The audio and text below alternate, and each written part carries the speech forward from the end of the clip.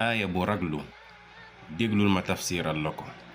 sunu borom nee na yaa ayyuha alladina aamanu e yéen ñi nga xam ne dangeen gëm ittaqullaha ragal leen yàlla wal tanzur na xool bu baax nafsun bakkan maa li nga xam ne qaddamat mi ngi koy jiital li gad ngir ëllëg ngir suba ngir allaaxira inna allaha yàlla xabiirun ku deñ kumpala bi ma taamaluun ci li ngeen di def lépp la xam dara échappé wu ko.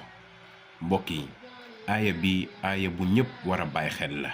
borom bi nee na nañ ko ragal te ñu bàyyi xel bu baax te bakkan bu nekk na xool bu baax te bàyyi xel bu baax lan lay jiital ngir àllaaxira. lan ngay jiital bàyyi ko xel.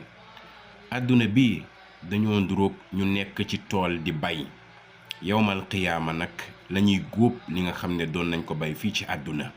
kon mbokk yi nañ bàyyi xel bésu àllaaxira kenn ku nekk dina fayeeku. soo demee borom bi fay la yiw santal sa borom ndax moo la ko yombal waaye su nekkee dem nga borom bi delloo la say jëf yu bon bul yedd kenn yeddal sa bopp. wassalaamu aleykum.